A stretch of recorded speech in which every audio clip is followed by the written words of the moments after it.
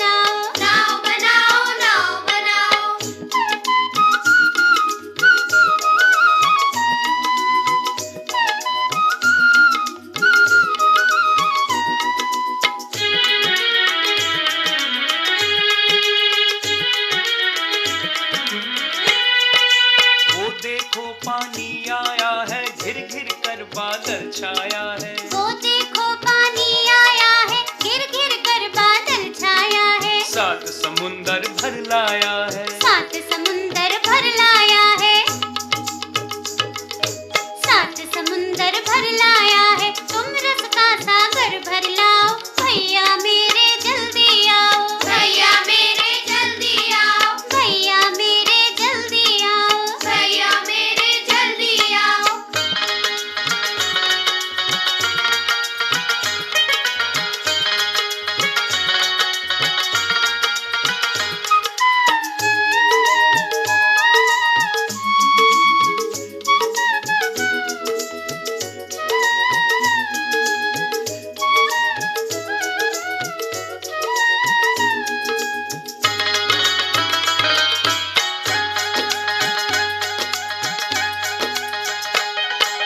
पानी सचमुच खूब पड़ेगा, लंबी चौड़ी गली भरेगा, पानी सचमुच खूब पड़ेगा, लंबी चौड़ी गली भरेगा। लाकर घर में नदी धरेगा, लाकर घर में नदी धरेगा, लाकर घर में नदी धरेगा। ऐसे में तुम भी लहराओ, भैया मेरे जल्दी आओ, भैया मेरे जल्दी आओ, भैया मेरे जल्दी आओ, भैया मेरे जल्दी आओ।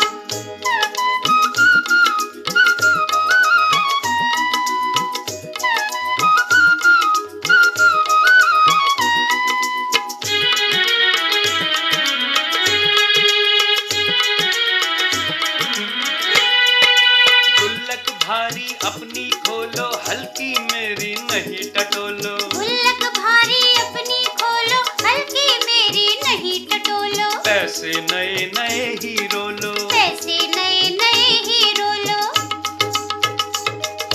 पैसे नए नए हीरो लो। फिर बाजार लपक तुम लाओ, भैया मेरे जल्दी आओ, भैया मेरे जल्दी आओ, भैया मेरे जल्दी आओ, भैया मेरे जल्दी आओ।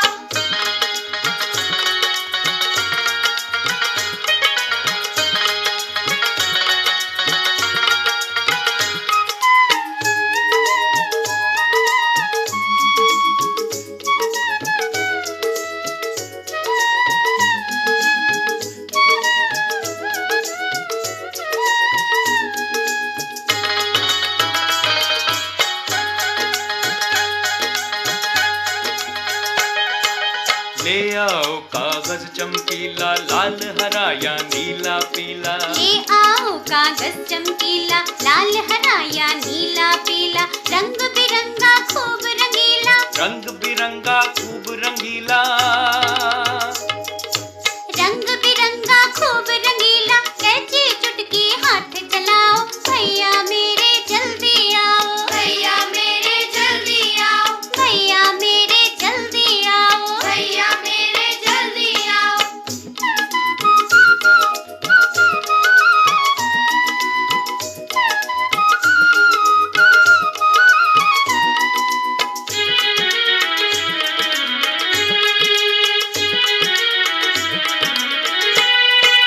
छप छप कर कूड़े से अड़ती बूंदों लहरों लड़ती बढ़ती, छप छप कर कूड़े से अड़ती बूंदों लहरों लड़ती बढ़ती। सबकी आंखों चढ़ती गढ़ती, सबकी आंखों चढ़ती गढ़ती, सबकी आंखों चढ़ती गढ़ती। नाव तेरा मुझको हर्षाओ, भैया मेरे जल्दी आओ, भैया मेरे जल्दी आओ, भैया मेरे जल्दी आओ, भैया मेरे जल्दी आओ।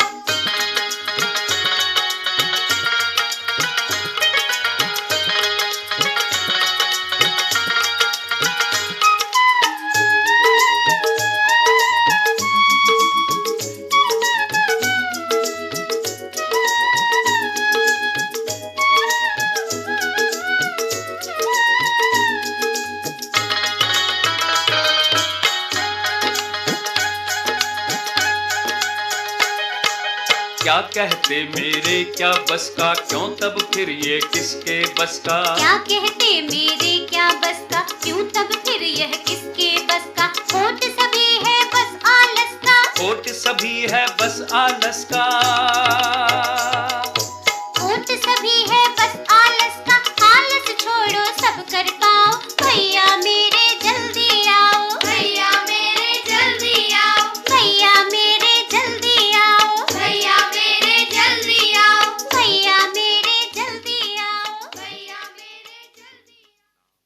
बच्चों, कैसी लगी कविता?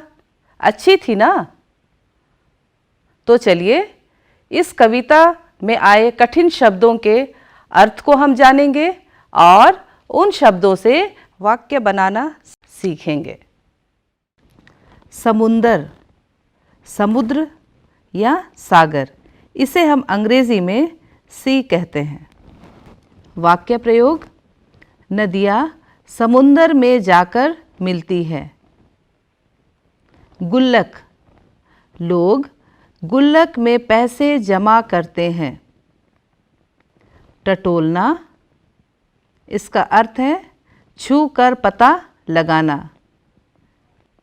वाक्य प्रयोग: मैंने जेब टटोल कर देखा, उसमें चॉकलेट रखे थे। लपक, जल्दी से, तेजी से, इसे हम अंग्रेजी में क्विकली कहते हैं। वाक्य प्रयोग: उसने लपक कर गेंद पकड़ लिया। चुटकी, इसका अर्थ इस प्रकार है अंगूठे, तर्जनी और बीच की उंगली को मिलाने से बनी हुई मुद्रा या स्थिति। इसे हम अंग्रेजी में पिंच कहते हैं। वाक्य प्रयोग: सलाद में एक चुटकी नमक काफ़ी है। लहरें, इसका अर्थ है धाराएं। इसे हम अंग्रेजी में वेव कहते हैं। वाक्य प्रयोग: समुद्र की लहरें ऊपर नीचे उठती गिरती रहती है। हर्ष, खुशी या आनंद, जिसे हम अंग्रेजी में जॉय कहते हैं।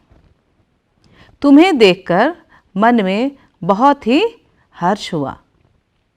खोट, दोष या बुरा, इसे हम अंग्रेजी में फ्लोफुल थिंकिंग कहते हैं। बेईमान लोगों के मन में ही खोट होता है। आलस अर्थात सुस्ती, इसे हम अंग्रेजी में लेजीनेस कहते हैं। ज़्यादा काम करने से आलस आ ही जाता है। बच्चों, अब हम संक्षेप में कविता की व्याख्या करेंगे और कविता में आए हुए तुकांत शब्दों को जानेंगे। नाव बनाओ भैया मेरे जल्दी आओ, वह देखो पानी आया है, घिर घिर कर बादल छाया है, 7 समुंदर भर लाया है, तुम रस का सागर भर लाओ, भैया मेरे जल्दी आओ। पानी सचमुच खूब पड़ेगा, लंबी चौड़ी गली भरेगा, लाकर घर में नदी धरेगा, ऐसे में तुम भी लहराओ, भैया मेरे जल्दी आओ। एक बच्चा बारिश को आता देख अपने भैया से नाव बनाने के लिए कहता है। बादल आकाश में घने रूप में छाए हुए हैं। ऐसा लगता है मानो 7 समुंदर का पानी उसमें भरा है। वह पानी कभी भी बारिश के रूप में बढ़ सकता है। इसलिए वह अपने भैया से कहता है, आप भी रस का सागर भरकर लाइए, यानी आप भी अपने दिल में मेरे लिए प्रेम भरकर आइए और नाव बनाइए।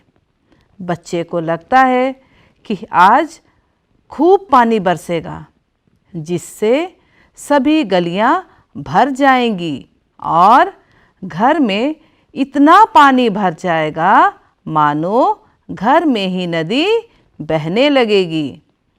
वह भैया से एक बार फिर नाव बनाने की विनती करता है। गुल्लक भारी अपनी खोलो, हल्की मेरी नहीं टटोलो, पैसे नए नए ही रोलो, फिर बाजार लपक तुम लाओ, भैया मेरे जल्दी आओ। ले आओ कागज चमकीला, लाल हरा या नीला पीला, रंग बिरंगा खूब रंगीला, कैंची चुटकी हाथ चलाओ, भैया मेरे जल्दी आओ। नाव बनाने के लिए कागज़ खरीदने पड़ेंगे, जिसके लिए पैसे चाहिए। इसलिए बालक अपने भैया से कहता है कि आप अपनी गुल्लक से पैसे निकाल लो, क्योंकि उसमें बहुत सारे पैसे हैं। मेरी गुल्लक से नहीं, क्योंकि उसमें कम पैसे हैं। पैसे निकाल कर जल्दी से बाज़ार जाइए और वहाँ से लाल, हरा, नीला और पीला चमकीले रंग का कागज़ ले आइए। फिर कागज़ को चुटकी से पकड़कर तथा कैंची से काटकर नाव बनाइए। छप छप कर कूड़े से अड़ती, बूंदों लहरों लड़ती बढ़ती, सबकी आँखों चढ़ती गढ़ती, नाव तैरा मुझको हर्षाओ, भैया मेरे जल्दी आओ। क्या कहते, मेरे क्या बस का? क्यों? तब फिर यह किसके बस का? खोट सभी है बस आलस का, आलस छोड़ो सब कर पाओ, भैया मेरे जल्दी आओ। हरिकृष्ण दास गुप्त। नाव छप छप करके कूड़ों से टकराएगी, बारिश की बूंदों और पानी की लहरों से लड़ती हुई आगे बढ़ेगी। इसलिए भैया से वह फिर कहता है कि आप मेरे लिए नाव बनाकर मुझे खुश कर दीजिए। लेकिन भैया को नाव बनाने में कोई रुचि नहीं है, इसलिए वो कहते हैं कि यह काम मेरे बस का नहीं है।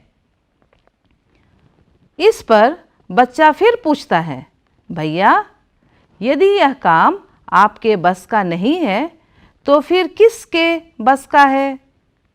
वह बालक अच्छी तरह से जानता है कि भैया बहाना बना रहे हैं। असल बात यह है कि भैया थोड़े आलस महसूस कर रहे हैं। इसलिए वह भैया से एक बार फिर प्यार से निवेदन करते हुए कहता है, भैया आलस छोड़ो, सब कुछ होगा। आप जल्दी से बाहर आइए और मेरे लिए नाव बनाइए। बच्चों, यह थी कविता नाव बनाओ नाव बनाओ। मैं उम्मीद करती हूँ कि यह कविता आपको अच्छी लगी होगी। इस कविता में नाव बनाने की विधि को बताया गया है और इसके साथ ही साथ बारिश में घर और गलियों की क्या स्थिति होती है उसे भी बताया गया है। आपने इस कविता में नाव बनाओ, जल्दी आओ, खूब पड़ेगा, गली भरेगा, अपनी खोलो नहीं टटोलो, कागज़ चमकीला नीला पीला जैसी पंक्तियों पर गौर किया होगा। इन पंक्तियों में प्रयुक्त अंतिम शब्द के अक्षर, वर्ण अथवा मात्राएं एक समान है। इस तरह के शब्द को तुकांत शब्द कहते हैं, जिससे कविता पढ़ने में लय यानी रिदम आ जाती है। वह हमें पढ़ने और याद करने में आसान हो जाता है। आप भी इस तरह के वाक्यों को कविताओं से चुनकर अलग कीजिए और उससे कविता लिखने की कोशिश कीजिए और अपने दोस्तों तथा रिश्तेदारों को सुनाइए। तो चलिए अब हम कविता के अंत में जो प्रश्न अभ्यास है उसकी ओर चलेंगे। आप अपनी पाठ्य पुस्तक खोलें, पृष्ठ संख्या 46, जिसे हम अंग्रेजी में 46 कहते हैं। कविता से क्या कहते मेरे क्या बस का। प्रश्न इस प्रकार से है, भैया ने क्या बहाना किया, क्यों। बच्चों, आप बता सकते हैं कि भैया ने क्या बहाना किया और क्यों। हाँ, आपने ठीक कहा। भैया ने बहाना बनाया कि नाव बनाना मेरे वश का काम नहीं है, क्योंकि भैया को बाजार से कागज लाकर नाव बनाने में आलस आ रहा था। बूंदों लहरों लड़ती बढ़ती। दूसरा प्रश्न है, कौन बूंदों और लहरों से लड़ते हुए आगे बढ़ रही है। बच्चों, क्या आप बता सकते हैं कि कौन बूंदों और लहरों से लड़ती हुई आगे बढ़ रही है। हाँ, आपने ठीक कहा। कागज की नाव बूंदों और लहरों से लड़ती हुई आगे बढ़ रही है। गुल्लक भारी अपनी खोलो। तीसरा प्रश्न है, किसकी गुल्लक भारी है, किसकी गुल्लक हल्की है। हाँ, आपने सही कहा। भैया की गुल्लक भारी है और बच्चे की गुल्लक हल्की है। बच्चों, अब हम पृष्ठ संख्या 50 देखेंगे, जिसमें काम वाले शब्दों से संबंधित प्रश्न पूछे गए हैं। प्रश्न इस प्रकार है, पिछले साल रिमझिम में तुमने पढ़ा था कि बनाना काम वाला शब्द होता है। काम वाले शब्दों को क्रिया कहते हैं। इस कविता में ढेर सारी क्रियाएं या काम वाले शब्द आए हैं। उन्हें छांटो और नीचे लिखो। बच्चों, क्या आप बता सकते हैं कि कविता में काम वाले शब्द कौन कौन से हैं। हाँ, काम वाले शब्द हैं आना, छाना, लाना, खोलना, लड़ना, बढ़ना, चलाना, लहराना, हर्षाना, पाना आदि। बच्चों, आपने इस कार्यक्रम से क्या सीखा। हाँ, आपने सही कहा। आपने इस कार्यक्रम से यह सीखा कि कविता कैसे पढ़ी जाए, नए नए शब्द और उसके अर्थ को जाना, नए नए शब्द, अर्थ और उनका प्रयोग करना सीखा, प्रकृति तथा बादलों के विभिन्न रूपों को जाना और कविता के अर्थ को भी समझा। तो बच्चों, हम उम्मीद करते हैं कि आप कविता की वाचन शैली और अर्थ को समझ गए होंगे, और मैं यह भी उम्मीद करती हूँ कि आप कविता में इस्तेमाल किए गए तुकांत शब्दों को पहचानना जान गए होंगे। अब आप तुकांत शब्दों से विभिन्न तरह के वाक्यों और कविताओं की रचना कर सकते हैं। आज के कार्यक्रम के लिए बस इतना ही। फिर मिलेंगे नए पाठ के साथ। घर पर रहें, सुरक्षित रहें। धन्यवाद।